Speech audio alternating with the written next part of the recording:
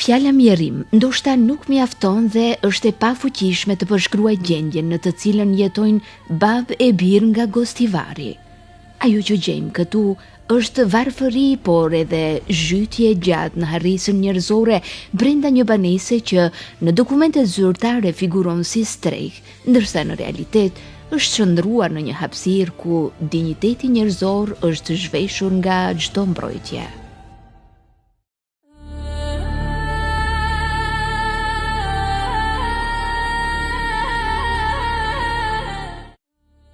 Sa po e hap derën, ajo që godet e para është era që kundërmon. Pa ujë, pa rrymë, pa higjenë e pa shpresë. Prej vitesh 2 trupa njerëzor po përpiqen të mbijetojnë aty. Babai, Radoslav Grinovski mbi 90 vjeç, i rënuar nga sëmundjet dhe mosha, dhe djali mbi 50 vjeç, i pamundur dhe me probleme të shëndetit mendor. Pra 2 breza të mbyllur në një hapësirë ku jeta ka hequr dorë nga ata. Ata vetë pranojnë se nevojën biologjike e kryejnë në qese në dhoni, të cilat më pas i hedhin nga balkoni. Jo se duan, por se tualeti i tyre është jo funksional.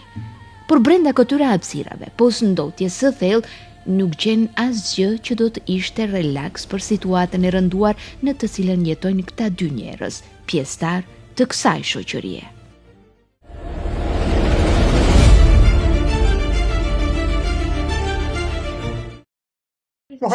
Kako pet, kako kuće, ne znam niko da se griži, samo se grižam. I 90 imаше тука вода и струя, до 20 изключиха sve и не оставя како кучиња на улица. Дали вземате некаква пензија, некаква... Јас земам пензија 23.000. Дали имате да јадете, дали имате... Па да преживиме. Од кога немате струја? Први немаме струја од 1 октомври 2019, од 15 септември сме овде. А со што се греете тука? Немаме ни грејање никакво. Значи Водата ни исклучија ноември месец 2023. Од кога не се... 2024. Од кога не се бањавте вие? Од уште кога сме дојдени тука. Тоа е од кога сме 15 септември 2019.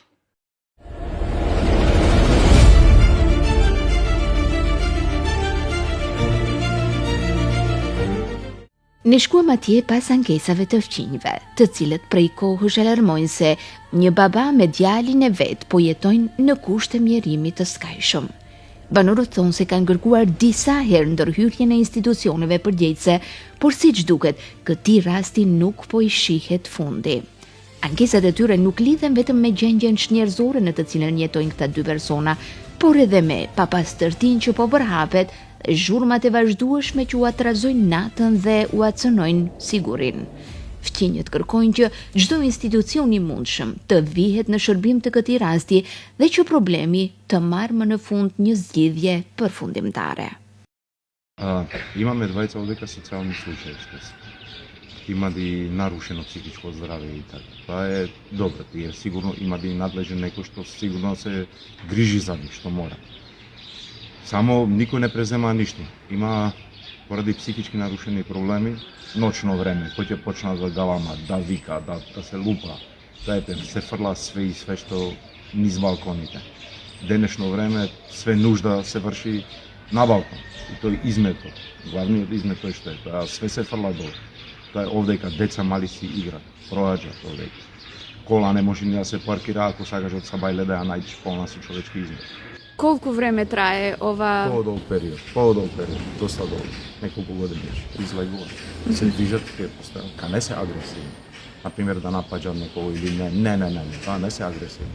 Ама начин на кој живеат, галама што да сварат, џубрето што го е, изметите што ги фрлат на секаде што се. Да го средат, да се напод, да почне да работат тие старател, тие мора да има некој старател. Мора да се организира околу тоа, да се зачисти ова.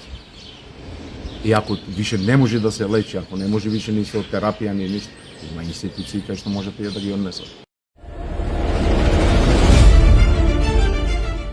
Për këtë rast njoftuan policinë. Ata erdhën me një herë dhe thirrën ambulancën e qendrën për punë sociale. për ironit fatit, këta njerëz nuk janë të panjohur për institucionet, janë vizituar, janë marrë, janë kthyer, janë harruar sërish. Asnjëherë nuk është ofruar një zgjidhje afatgjate, vetëm ndërhyrje momentale sa për ta shuar zhurmën e ndërgjegjes.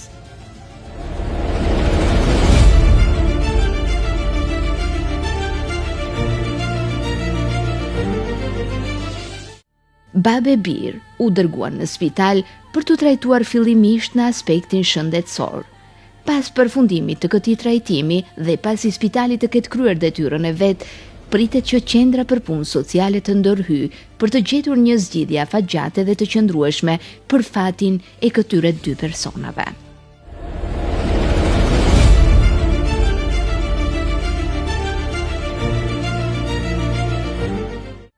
E si to që të jetë epilogu i kësaj historie, pamjet me të cilat u përballëm sot nuk janë vetëm dëshmi e sprovës së dy njerëzve të pafuqishëm të zhytur thellë në mjerim.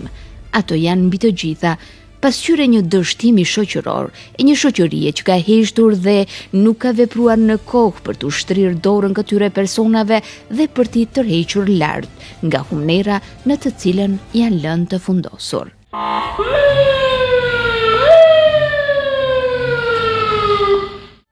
Rasti në fjalë, do të ndjekim hap pas hapi, deri në rehatimin e plot të kësaj familjeje.